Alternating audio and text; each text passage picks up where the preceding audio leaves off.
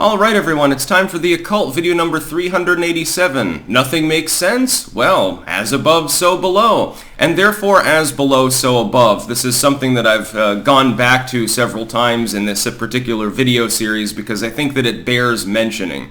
If everything in the world fundamentally boils down to an evolutionary conflict, and this causes chaos, especially among the more orderly species that have cognitive capabilities like man does, and then the same things that we use to help ourselves to survive also end up killing us on a regular basis. Machines, explosives. Look at Alfred Nobel if you want to see one hell of a sad story. That dude definitely was weepy towards the end.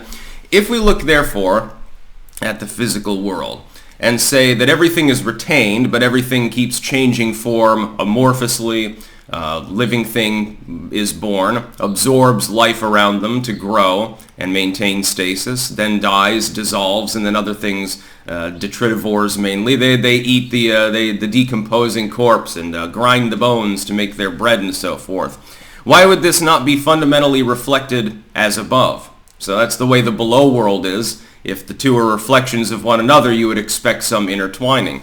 Now this does not beg the concept of a singular amorphous deity, anthropomorphic usually rendered, or at least capable of cognitive function, somehow despite not having a brain, or it's not entirely clear, that therefore locks people off for eternity in one never-changing place. So hell or heaven, or in some cases purgatory, etc., paradise versus perdition in some way.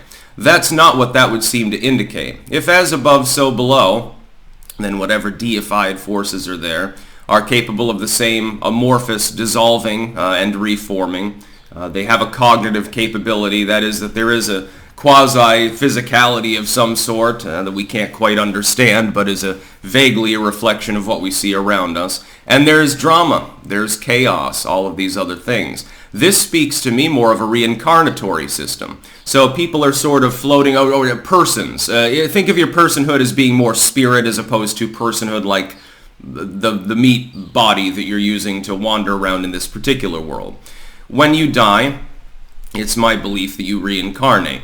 That doesn't necessarily mean it's in the same form as in this realm of reality. I look at the reality around us and its limitlessness in both directions, both minutiae and ever larger, more megalithic things that we see in space. I don't think it has an end, and I don't think that it's the singular existence. I think that there are an infinite number of them. There are various different physical laws and levels of physicality in those existences, and I don't believe that reincarnation is karmic. That's not what I see reflected in the biological world. I see rather the semi-randomization of whether a living thing is capable of functioning, with right and wrong effectively being derivations of evolution themselves, concepts. Of course, the same evolutionary drive to predate becomes a hindrance in a more organized society. It's less efficient to run around in the woods chasing after a goat or something than it is to raise those animals, biologically abnormal, other than our cognition risen from biological evolution allows us to do so, and then have a slaughtering mechanism. I don't agree with factory farming, though. We sort of are a cancer on the world towards our fellow living things at times. I don't have a problem with eating meat. Happens in nature too. Lions, believe it or not, do not snuggle up with lambs. They rip their throats out and then devour them while they're still partially alive. But I think that we give a little bit of dignity to our burger before we decide to make the hamburger. Here's what I would say.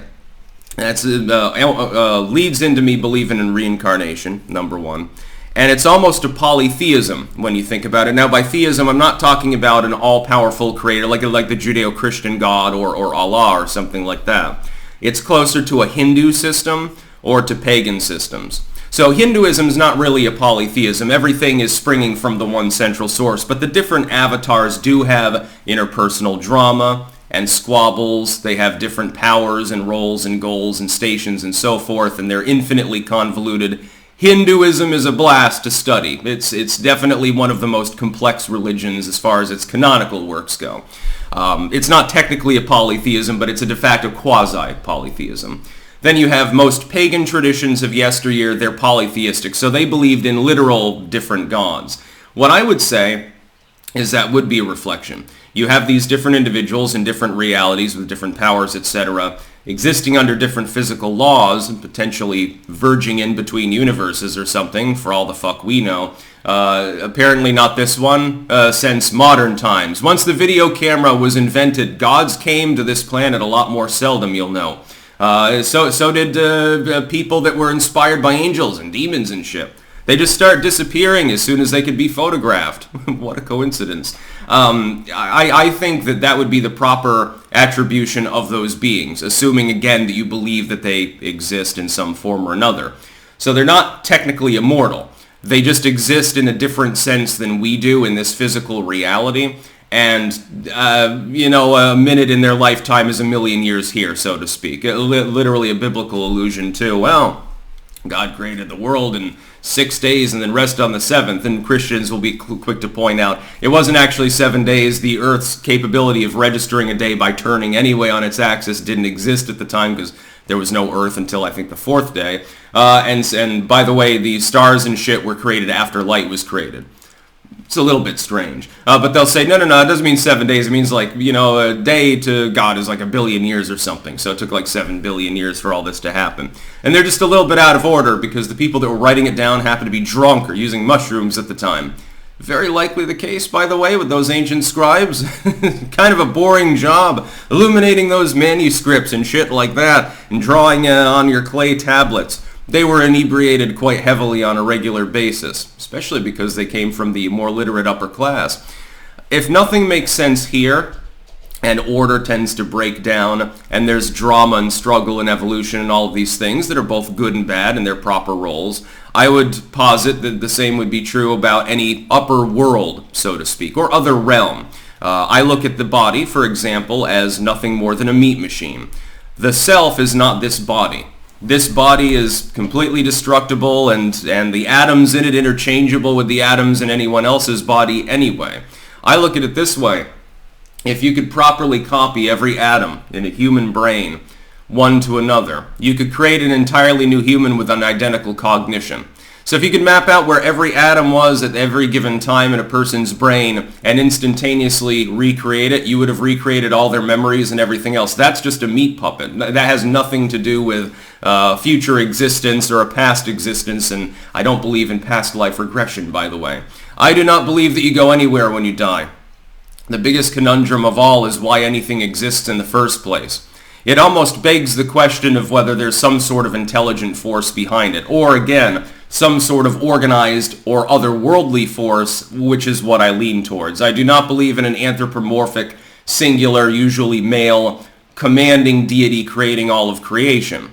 I don't think that it needed to be created from the get-go. I think that we might very well be in a matrix, in an AI machine or something like that already.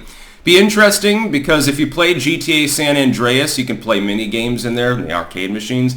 So you'd be effectively in a video game, playing a video game, playing a video game. It's video games all the way down, of course. That's about all. Peace out.